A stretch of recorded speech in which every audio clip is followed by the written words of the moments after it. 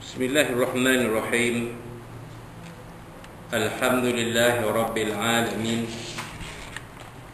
Wa bihi nasta'in ala umur dunya waddin. Nastaghfiruhu wa nastahdihi wa natubu ilaihi wa natawakkalu alaihi. Wa na'udzu bihi min shururi anfusina wa min sayyiati a'malina.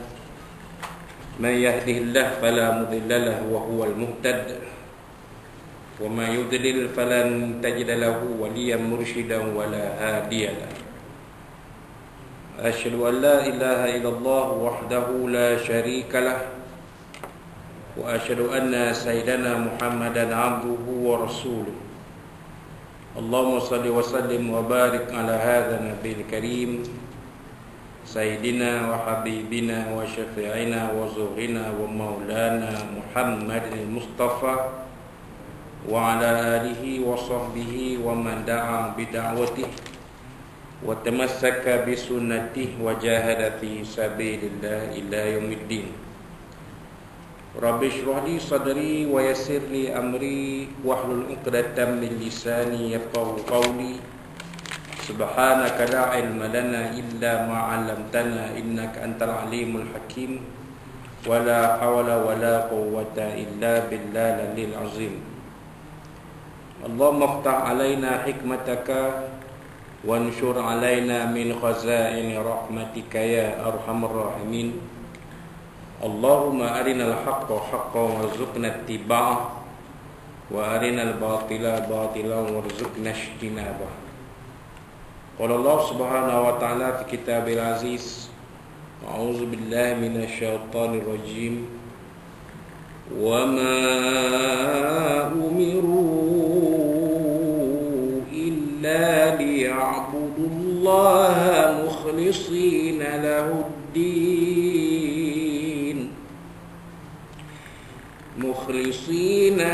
الدين حنفاء ويقيموا الصلاة ويؤتوا الزكاة وذلك دين القيمة صدق الله العظيم وقال نبينا سيدنا محمد صلى الله عليه وسلم أريد به خيرا يفقه في الدين أو كما قال صدق رسول الله صلى الله عليه وسلم وقال حبيبنا سيدنا محمد صلى الله عليه وعلى آله وصحبه من صام رمضان ثم أتبعه ستا من شوال فكانما صام الدهر أو كما قال صدق رسول الله صلى الله عليه وسلم. Yang dihormati Tuan Saudara Subihi, pegawai tulis cawangan khas, tuan-tuan, puan-puan, muslimin muslimat sekalian rahimakumullah. Assalamualaikum warahmatullahi wabarakatuh. Amma ba'd. Alhamdulillah, alhamdulillah pada tengah hari Khamis ini 25 Syawal 1443 Hijriah bersamaan 26 Mei 2022 mesti kita panjatkan setinggi puji dan syukur kita kepada Allah Subhanahu Wa Taala kita sama-sama menunaikan solat fardu zuhur berjemaah yang azannya dilaungkan oleh Tuan Bilal kita tadi, Tuan Bilal yang baru kita kenali, kita pun tak biasa tengok Tuan Bilal kita ini, tapi azannya sangat baik dan mudah-mudahan kita harapkan mudah-mudahan beliau akan terus melaungkan azan di surah Al-Falah ini insya-Allah, kerana memang pun kita menanti sahabat-sahabat kita dari kalangan pegawai dan anggota serta pegawai awam, bukan pegawai Islam, untuk menampilkan diri sebagai Tuan Imam dan Tuan Bilal di surah Al-Falah IPK Perak ini, supaya matlamat wujudnya cawangan agama integriti JIPS IPK Perak ini akan lebih terzahir. Ya, ini bukan setakat kami para ustaz mengadakan program-program agama, bukan setakat kami menjalankan penugasan di surau Al-Falah IPK Perak ini, tetapi membentuk dan juga melahirkan tuan-tuan imam dan tuan-tuan Bilal dari kalangan warga PDRM untuk bersama-sama mengimarahkan surau Al-Falah Epikik Perak ini khususnya. Dan itulah yang telah antara objektif diwujudkan khusus pemantapan Imam dan Bilal sebanyak setakat ini terdiadakan sebanyak 2 siri yang dianjurkan oleh kami cawangan agama JIPS IPK Perak ini, alhamdulillah, dan diimamkan oleh Tuan Imam kita Al-Fadhil Ustaz Ahmad Syarif bin Ramli hafizahullah taala. Mesti diucapkan pada Al-Fadhil Ustaz, mudah-mudahan segala hikmat bakti kita mengimarahkan rumah Allah SWT ini akan dikurniakan ganjaran yang sebaik-baik dari ini, insya-Allah. Jadi tuan-tuan dan puan-puan muslimin rahimakumullah, setelah kita berehat seketika untuk memberi tumpuan kepada ibadah pada bulan Ramadan yang telah berlalu, dan juga kita telah sama-sama melalui bulan Syawal ini, dari hari raya Aidil Fitri sehinggalah ke hari ini. Maka pada hari ini kita teruskan kembali kuliah pengajian kuliah zuhur, kuliah pengajian kita, tu pengajian kitab Safinatul Najah yang disusun oleh Al-Syekh Al-Alim Al-Fadhil Salim bin Sumair Al-Hadrami rahimahullah taala. Jadi insya-Allah kita akan teruskan pengajian kitab ini sehinggalah khatam kitab ini. Maka pada tengah hari ini kita akan teruskan dengan fasal yang berikutnya, iaitu fasal yang ke-50, iaitu tajuk yang diberi untuk fasal ke-50 ini iaitu kewajipan terhadap jenazah. Faslun alladhi yalzamu lil mayyiti arba'u khisalin, perkara-perkara yang wajib dilakukan ke atas seseorang mayat, pada seseorang jenazah itu arba'u khisalin, khaslah khisal, perkara khaslah, perkara-perkara khisal. Jadi ada 4 perkara yang mesti dilaksanakan ke atas seseorang muslim apabila telah menjadi jenazah. Maknanya bila seorang muslim itu meninggal dunia, tak dapat tidak 4 perkara ini mesti dilakukan, mesti dilaksanakan ke atasnya dengan sempurna.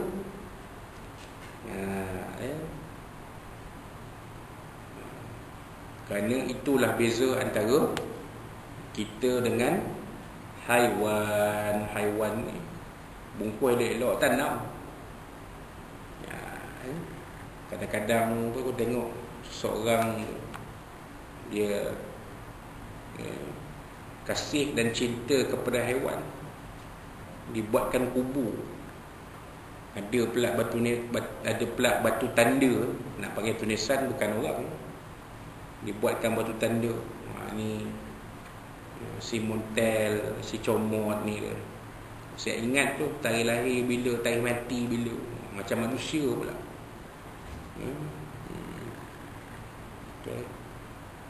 Itu setengah orang sebagai tanda kasihnya kepada haiwan kesayangan dia, haiwan belaan dia. Itu cara dia buat je. Dia petah lagi kepada manusia. Manusia pun begitulah. Bila seseorang manusia itu meninggal, maka wajiblah dilakukan perkara-perkara berikut dengan sempurna ke atas jenazah si fulan ni. Jangan tanam aja. Dah meninggal tanamlah, nak tunggu. Mesti dibuat 4 perkara ini dengan sempurna. Apa dia yang pertama? Pertamanya usluhu, iaitu memandikannya. Ni dia. Memandikannya. Sebab manusia ni waktu masih hidup dia mandi. Kita pun mandi, pagi tadi mandi, ada orang tengah hari mandi. Ingat dulu ada satu pegawai polis bersara. Ingat lagi. Kalau saya sebut nama pegawai polis ni pun Tuan Subihi pun kenal. Memang sangat kenal. Terkenal di Perak. Kalau datang ke sini ada mesyuarat, Tuan Subihi kelengkapan semua ada dalam kereta. Semua ada. Ada baldi, ada sabun, ada buih gigi, semua. Kain pelekat, baju singlet, baju pegoda, semua ada, siap. Tengah hari dia mandi. Orang lain tak mandi, dia mandi. Walaupun mesyuarat nak sambung pukul 2, mandi tu. Ingat ni, mandi. Kalau kita tak mandi, mana sempat pukul 2 nak sambung mesyuarat, nak sambung meeting. Meeting pula sebulan sekali tu, meeting bulanan. Siap semua. Pemandunya jadi merangkap pegawai khas dia, yang menyiapkan keperluan dia, yang jaga bila pergi mesyuarat, jaga stoken 2 pasang, satu pagi, itu petang. Yang petang pakai, yang pagi tu jemur tepi surau. Jangan lagi pembersih, bagus. Tu manusia bila hidup memang mandi. Tuan Subihi, pagi mandi, tengah hari mandi, petang mandi. Sekurang-kurangnya kita akan mandi 2 kali sehari. Itu sekurang-kurang. Apatah lagi bila kita ni meninggal, wajiblah jenazah kita dimandikan walaupun tidak bernyawa. Memanglah orang mati mana ada nyawa. Nyawa dah keluar dari tubuh badan. Bau pun bau mayat. Tuan-tuan kalau biasa urus mayat forensik tahu, bau mayat kan. Kalau tanya sahabat-sahabat kita di D10, di 10 JSJ forensik, jumpa mayat dah 5-6 hari, mayat tu bau dia mayat nak rebut, itu pun wajib diuruskan. Kalau jumpa, kalau terbukti Muslim, wajib dimandikan walaupun dah nampak tanda-tanda mayat nak rebut, kena mandikan juga. Walaupun terbakar, mayat tu terbakar gentung kan? Macam anak-anak kita 5 orang yang meninggal di highway baru-baru ni kan, pelajar-pelajar USAS, mati gentung. Wajib dimandikan. Walaupun jumpa bomba nak keluarkan, kita tengok dah gentung habis semua, hitam lah, tak ada rupa orang. Dikenal apabila dibuat pengecaman. Allah SWT ni maha adil, tuan-tuan. Bila kita nak buat pengecaman mayat tu, ada sesuatu benda yang tak terbakar. Ini pengalaman kita, tak terbakar. Ada benda yang tak terbakar. Contoh kalau perempuan, cincin dia tak terbakar. Nampak cincin tu, tu situ kenal kata siapa dia. Kalau mati ramai-ramai, ada benda yang tidak akan terkesan oleh kebakaran tersebut. Mesti ada. Mesti ada. Jadi walaupun dah terbakar hangus, wajib dimandikan. Itu kewajipan ke atas si mayat ni, diuruskan, dimandikan. Itu yang pertama. Ada kaedah mandi tu, nanti kita akan bincang insya-Allah dalam kesempatan yang akan datang. Yang kedua, wa takfinuhu, mengkafankannya. Takfin, mengkafankan. Selepas mandi dengan sempurna, maka wajiblah jenazah ini dikafankan. Kafankan tu maksud dia, maksudnya dikafankan tu dibungkus, dibalut mayat itu dengan penuh penghormatan. Bukan main balut suka hati ya. Bukan macam balut bungkus barang pun kita buat cantik, betul tak? Betul ya Abang Noh? Bungkus barang tu barang, bungkus barang elok-elok kan? Kalau barang tu fragile, dia mudah pecah, mudah retak, ada kaedah pembungkusan dia yang supaya bila dihantar melalui kurier JNT dan kawan-kawan sewaktu dengannya sampai ke penerima tak rosak barang tu kan, dapat elok kan. Ada kaedah. Jadi manusia yang meninggal apabila dikafankan, dibalut tu dengan elok, cara yang tertentu yang baik, supaya apa? Supaya mayat ini tidak terseksa. Itu tujuan tu dikatakan wa takfinuhu, dikafankan tu supaya mayat ini tidak terseksa. Ada kaedah dia kan? Itu dia wa takfinuhu tadi. Kaedah tu akan kita ceritakan nanti apabila sampai masa dan kita akan kongsi kan.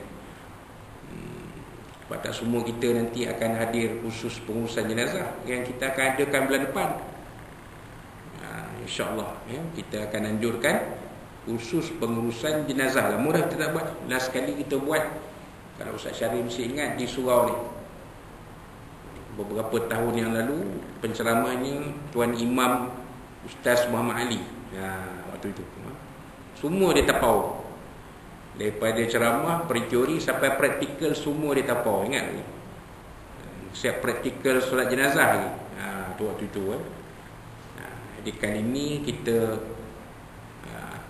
akan menganjurkan khusus pengurusan jenazah. Jadi kepada tuan-tuan dan yang terpilih untuk menjadi peserta khusus pengurusan jenazah ni, belajar betul-betul pasal benda tu untuk kita. Kalau katalah berlaku sesuatu, ada kematian, kita dah tahu apa nak buat. Tuan, sila tuan minta bantu ustaz baka urus jenazah. Kita tak takut lah. Kita dah ada pengalaman ilmu. Pengalaman tu boleh diasah, ilmu tu dah ada. Kemudian yang ketiga, wassalatu alaihi, dan menyembahyangkannya. Ni dia.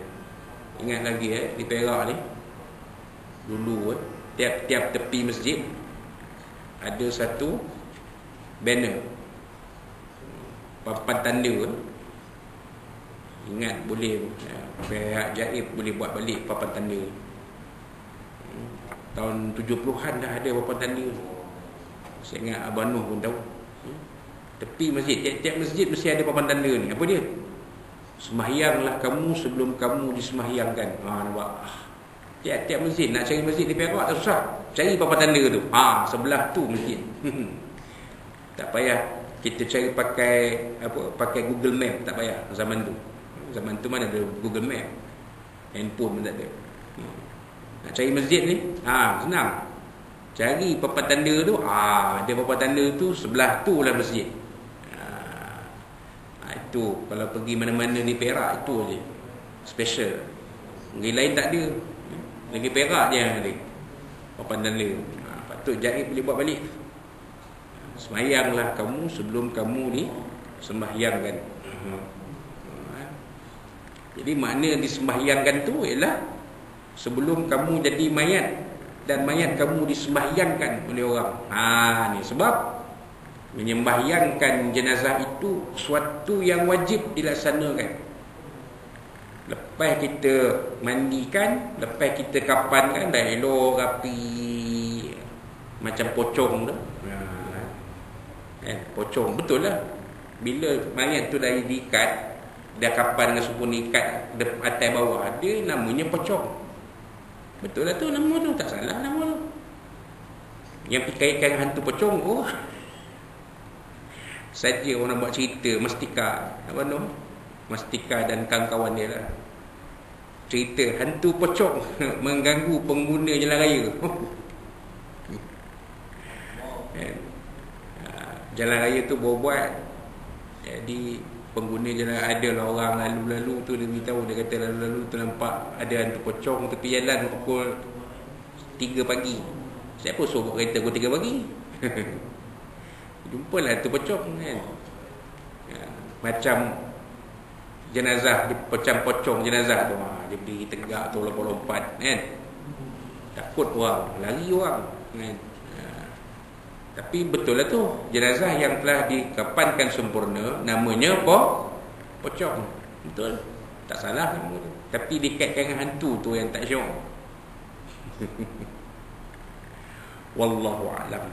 Tu cerita lah. Tapi bila dah mayat itu dah sempurna dikapankan, kita dah letak di hadapan atas usungan, apakah perkara seterusnya? Disembahyangkan. Kan? As-salatu 'alal mayyit, sembahyang ke atas jenazah. Sama ada lelaki ke perempuan ke, hatta bayi yang baru dilahirkan. Bayi yang baru dilahirkan dah mandikan, dikapankan, wajib disembahyangan. Macam beberapa minggu lepas kan, 2 minggu lepas kan, ada anggota kita anaknya meninggal ketika dilahirkan. Bawa sini pagi Jumaat, jangan pagi Jumaat. Budak tu meninggal malam Jumaat. Pagi Jumaat tu bawa ke surau ni mandi sembahyang 2 minggu lepas disembahyangkan. Lepas sembahyang duha, sembahyang hajat, sembahyang jenazah untuk budak. Kan? As-salatu 'alal mayyitati tiflati. Sebab bayi itu bayi perempuan. Disembahyangkan, beri nama Allahumma filha warhamha wa'afiha wa'fu anha. Jadi sembahyang, walaupun dia bayi yang baru dilahirkan, wajib ke atasnya disembahyangkan selepas dimandikan dan dikafankan. Yang tak wajib sembahyang ialah orang yang mati syahid. Orang mati syahid tak perlu disembahyangkan, boleh tanam terus. Jadi kalau selain daripada itu, walaupun mati terbakar, walaupun mati lemah, mati yang selain mati syahid, wajib disembahyangkan, walaupun syahid akhirat. Contoh macam sahabat-sahabat kita yang mati terkorban di Ladatu beberapa tahun dahulu, hampir 10 tahun dulu, berlaku 2013, sekarang 2022, 9 tahun dulu. Diputuskan oleh Majlis Fatwa Kebangsaan mereka mati syahid akhirat kerana mempertahankan kedaulatan negara, keselamatan negara. Kita uruskan macam biasa. Lepas mandi kapan, lepas kapan sembahyang, dan kita ke bumi macam biasa. Itu sembahyang tadi. Kemudian wadafnuhu, dan mengemumikannya. Habis selesai disembahyangkan, takkan biar aja, kenalah dikebumikan, bawa pergi ke tanah perkuburan, dikebumikan. sama macam jenazah mereka yang meninggal akibat AIDS dan COVID-19. Saya sebut dua sebab pengurusan jenazah COVID-19 dan AIDS ini sedikit berbeza. Berbeza tu macam mana tu? Bukan kaedah berbeza, tak, tetap sama. Tetap kita mandikan, kapankan, semayangkan, kebumikan, sama, tak ada beza. Tapi kaedah pengurusan itu berbeza. Kalau bahasa orang sekarang, SOP dia, tu beza. Kalau AIDS hanya tukang mandi yang ada tauliah sahaja yang dibenarkan menguruskan. Tak boleh orang lain campur. Itu kalau AIDS tak boleh.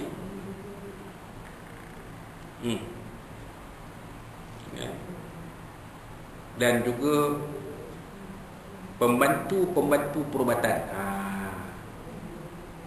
Dan mereka memakai pakaian tertentu. Ada pakaian dia. Dan menggunakan barang-barang tertentu macam orang Muslim, jenazah AIDS, pesakit AIDS. Tak boleh kita suka-suka macam nak mandi kawan biasa, tak boleh. Dia ada penggunaan klorin, pakai kasut getah, pakai apron. Tu kalau jenazah orang meninggal AIDS. Ingat lagi pengalaman tu, pengalaman menyembahyangkan, disemayangkan jenazah pesakit AIDS ni di hospital. Urus di hospital, mandi ke semayang pun di hospital. 3 orang. Saya ingat lagi, saya imam, Tok Bilal Zaid, ada MA 2 orang yang bantu dia. Lain orang tak ada. Pasal dia meninggal AIDS, kita beritahu keluarga, datanglah, beri penghormatan. Setidak-tidaknya menyembahyangkan. Tak datang, kita telefon dah, beritahu Saifullah ni dah meninggal, akan diuruskan di hospital, nanti kita akan semahyangkan di surau hospital. Datanglah, tuan-tuan, datanglah untuk sama-sama menyembahyangkan dan untuk dibawa ke tanah perkuburan untuk kita sama-sama berikan penghormatan takhir. Tak datang keluarga Saifullah ni. Kami 4 orang lah yang uruskan semayang tu. Saya imam, Bilal saya yang menguruskan jenazah tu bersama 2 orang pembantu perubatan MA. Kami berempat di surau hospital tu. Saya ingat dia bagi ni. Itu kalau AIDS. Kalau COVID-19, tuan-tuan pun tahu, semacam tu juga. Lebih teruk lagi. Pakai PPE, pakaian khas, macam angkasawan. Kan? Kemudian nak ke bumi pun tak boleh orang lain campur. Orang yang tertentu tu saja yang bawa ke bumi, kan, bawa ke liang lahat semua. Dan setengah negeri disediakan tanah perkuburan khas untuk pesakit-pesakit COVID. Tak ada campur orang lain.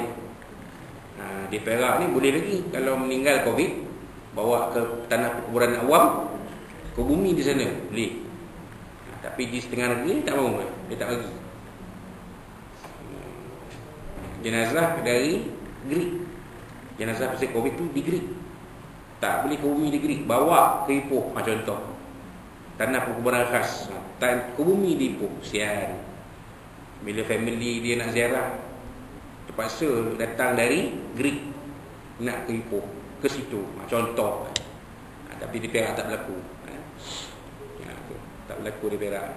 Disediakan semua jenazah COVID dikebumikan di tanah perkuburan tu. Tak boleh kebumi tempat lain. Diputuskan sebab katanya hujahnya jenazah COVID ini, kuman COVID itu masih ada masih hidup walaupun jenazah tu dah dikebumikan. Tak tahulah hujah mana ambil. Dan tak sama pula dengan negeri lain kan. Negeri lain boleh, kita Perak boleh, tak ada masalah, tak timbul isu apa pun kan. Almarhum Tan Sri Mufti kita dikebumikan di tanah perkuburan awam, berhampiran dengan kediaman dia, tak ada pula kena hantar jauh-jauh kan. Itu COVID ya. Atau begitu sama lah ya, meninggal AIDS, meninggal COVID, wajib diuruskan 4 perkara kat atas: mandikan, kapankan, menyembahyangkan. Kalau COVID tak ada mandi, tayamum lah. Lagi dahsyat. Tayamum wajib mengganti mandi.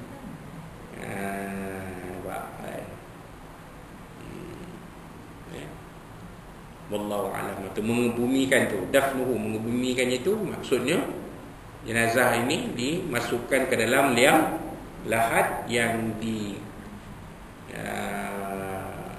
disediakan mengikut kaedah tertentu, kemudian ditakambus liang lahat itu sampai sempurna, dan akhir sekali diadakan talqin dan tahlil. Itu maksud dafnuhu, mengikut kaedah kita ahli sunnah wal jamaah, Asy'ariyah Maturidiyah, fiqh Syafi'iyah. Kita bukan tanam balik terus, tak ada. Itu bukan ahli sunnah wal jamaah. Ahli sunnah wal jamaah kaedah kita, lepas dikebumikan kita adakan talqin dan tahlil. Habis itu barulah selesai pengkebumian ya. Itu dia tuan-tuan ya. Maksud allazi yalzamu lil mayyiti arba'atu shal, yang wajib diuruskan ke atas seseorang jenazah itu 4 perkara: ghusluhu, mandinya, wa takfinuhu, kafannya, wassalatu alaihi, solat ke atasnya, sembahyang ke atasnya, wa dafnuhu, mengkebumikannya. Jadi insya-Allah pada bulan kita akan datang ya, kita akan bincangkan tentang fasal yang berikutnya, iaitu berkenaan dengan cara mandi jenazah. Cara mandi jenazah insya-Allah. Secara teorinya lah, ya, cara praktikalnya akan dibincangkan nanti akan dilaksanakan praktikal itu dalam khusus pengurusan jenazah yang akan kita adakan nanti ya. InsyaAllah tuan-tuan ya. Jadi kalau semboyan nanti sampai minta calon khusus pengurusan jenazah, jangan masing-masing tolak-tolak. Kalau boleh biarlah berebut ya, nak jadi peserta. Sebab benda ni fardu kifayah ya. Mempelajari ilmu pengurusan jenazah itu fardu ain. Jangan salah faham Kak. Memang pengurusan jenazah fardu kifayah, tak dinafikan, betul. Ada orang yang mampu buat, kewajipannya terlepas kepada yang lain. Tak perlu semua orang datang, 100 orang nak ziarah jenazah, 100 orang nak tolong, tak perlu. Ada 5 orang, 10 orang cukup lah. Yang lain tak perlu lah. Tetapi mempelajari ilmu pengurusan jenazah itu adalah fardu ain. Jangan tuan-tuan tolak, pergi tolak, tak payah, aku dah pergi. Wah, tak nak pergi pun bohong ya. Kau orang lah pergi, aku dah pergi dah, kau orang pergi dah. Ya ke cik pergi? Ya, saya dah nak pergi. Tak, bila perginya tak, tapi dia kata dia nak pergi, bohong, tak nak pergi. Tapi jangan macam tu, sebab ilmu itu khusus pengurusan jenazah itu ilmunya ilmu fardu ain. Melaksanakan pengurusan jenazah itu adalah fardu kifayah. Itu beza dia. Ni kena faham. Kita wajib belajar, wajib tahu macam mana cara pengurusan jenazah. Wallahu a'lam. InsyaAllah pada bulan kita akan sambung dengan fasal yang berikutnya, iaitu cara mandi jenazah insya-Allah. dengan izin Allah SWT kita akan bincangkan pasal berikut ni pada bulan kita yang akan datang. Itulah dia sedikit sebanyak apa yang kita boleh kongsikan pada tengah hari ini. Ya, semoga ilmu yang dikongsikan itu adalah ilmu yang bermanfaat untuk kita, insya-Allah. Dan sekiranya ada kekurangan, kesilapan, kelemahan di mana-mana, kemaafan dipohon pada Allah SWT, pada Nabi SAW dan pada tuan-tuan dan puan-puan sekalian. Wassalamualaikum warahmatullahi wabarakatuh. Wassalamualaikum warahmatullahi wabarakatuh.